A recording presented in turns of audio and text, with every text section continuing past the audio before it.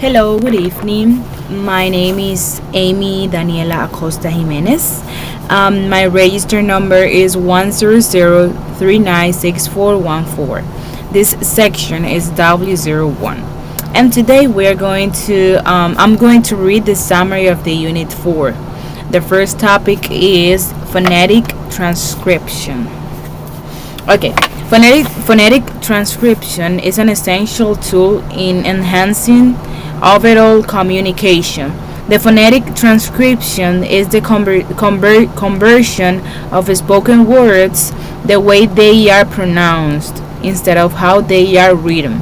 Phonetic transcription provides an universal and systematic approach to capturing the sounds of a speech.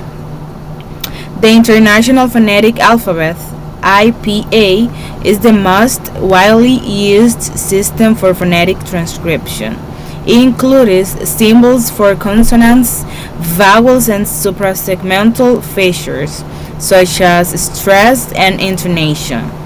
Phonetic transcription have symbols that include characters from the Latin alphabet, as well as special characters unique to the IPA, International Phonetic Alphabet. Okay, next page. Here are some common categories of phonetic symbols. Consonants, symbols representing the sounds produced by obstructing or constricting airflow in the vocal tract, such as and s. Vowels, symbols representing the sounds produced without significant constriction of airflow, including e, a, o, and u. Suprasegmental fixtures, symbols for indicating stress, intonation, and other features that extend over multiple sounds, such as stress for stress.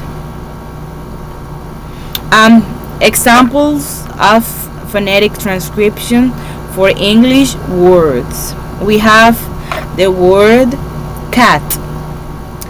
In this transcription, the C represents the sound K, and A represents the short vowel A, and the T represents the sound T. Okay, the next one is fish. In this transcription, the F represents F, the I represents a lax vowel, and the sh represents the consonant cluster sh. Okay, it's here. So the next example is duck. In this transcription, the D stands for D. The O represents O, a back vowel, and the G represents G. G. I'm just saying the way they are phonetically. Phonetic transcription offer an excellent way to represent the spoken language in a more standardized manner. Okay, other examples. We have important, you can see here the way the transcription, person, we have language as well. Okay, also phonemic transcription represents the minimal set of distinctive speech sounds, phonemes, that can change the meaning of words in a language using abstract symbols enclosed in square brackets. Phonetic transcription captures the detailed pronunciation of speech. Okay, next page. Okay, sounds including variations and allophonic differences, often relying on the International Phonetic Alphabet (IPA). Linguistic research. Phonetic transcription is indispensable for linguistic research. Linguistics use phonetic transcription to analyze the phonological features of languages. It helps them to identify phonetic constructs, study sound patterns, and uncover the subtle nuances that distinguish one dialect from another. One of the main uses of phonetic transcription lies in linguistics. However, this type of transcription isn't just limited to academia, as there are numerous of other situations where it can become incredibly beneficial. Okay, next page. The phonetic alphabet. A phonetic alphabet has the basic principle: one symbol equal one sound. This means that in a word, such as park, there are three phonemes in British English, park, and four phonemes in American English, park. In British English, it's like park, and four phonemes in American, that is park. General British English is generally understood to contain 44 phonemes, as shown on the phonetic chart below. You can see it here. We have in this side monotongues like E, U, O. We also have E, A, A. I'm just pronouncing some of them. Here we have diphthongs such as ye, a, oi, ow, etc. We have here plosive, affricate. We have infricative here, approximants and nasal. Okay, so now we are going to read the accent and dialect. Accent refers to pronunciation. Dialect refers to a whole group of language features, including pronunciation, but also the differences in vocabulary, grammar, and how the language gets used. Here I do a table in my notebook. It's not noticeable here, but we have the similarities and differences between accent and dialect. Okay, similarities. Both accent and dialect are influenced by location. The differences: accent describes how our voices sound. Similarities: they both deviate from standard English.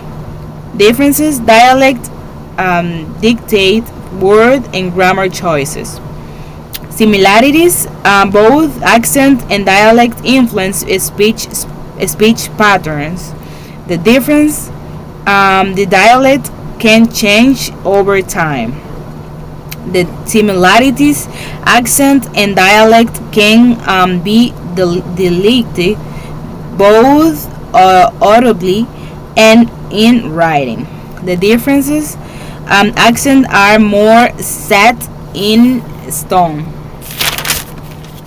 The similarities: understanding both accent and dialect can help a non-native person speak the language better. And the differences: accent are more widely understood, whereas dialects let me change it here. Whereas dialects can often be more cryptic because of the words they involve, such as barn, meaning bread rolled in a Manchester dialect, And the last differences, accents help with the pronunciation of words. For example, to speak a language, will you must speak it in an accent. Okay, next page. We have the importance of dialects. Dialects are important for a number of reasons. Dialects preserve preserved the cultural heritage of particular regions.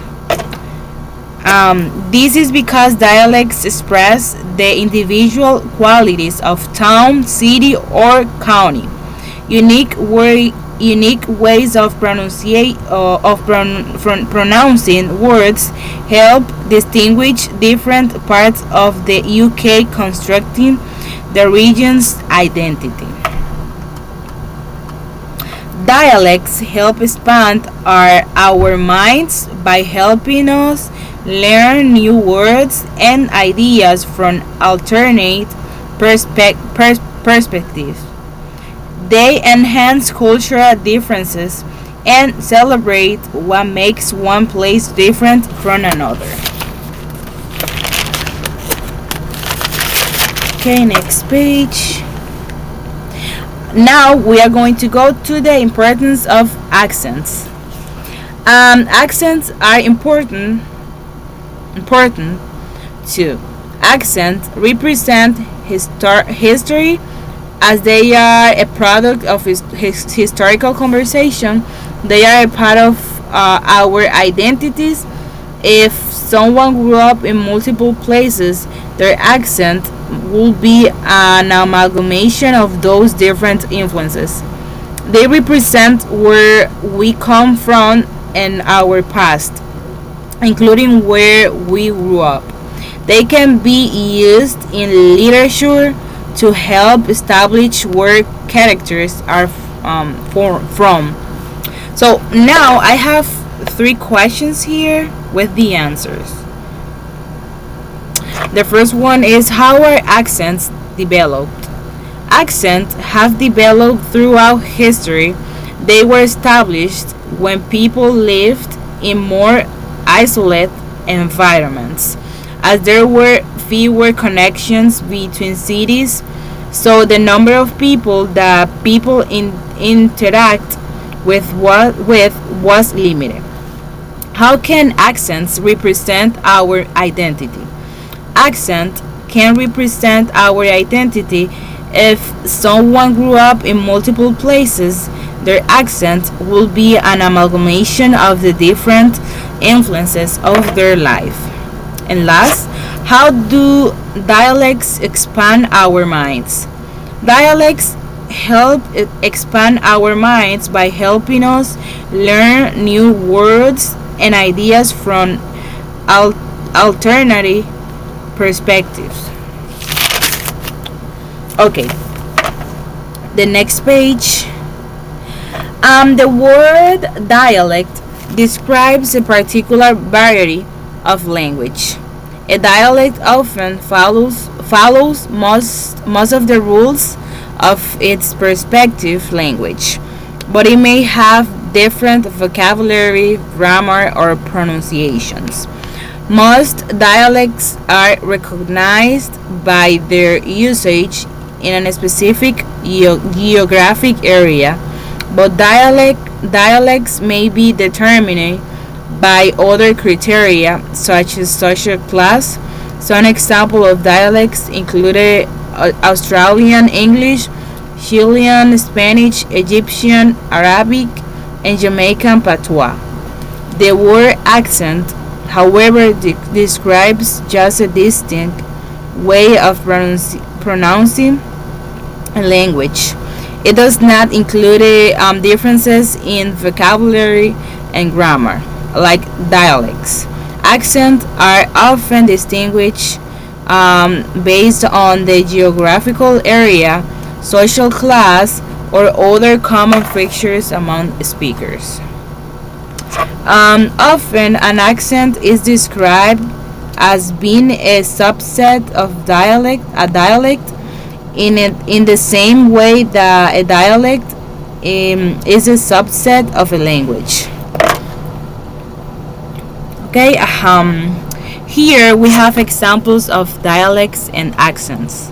American English is considered a dialect of the English language because Americans often use vocabulary, grammar, and pronunciation that are different from those of English speakers from other places, such as Canada, Britain, or Australia.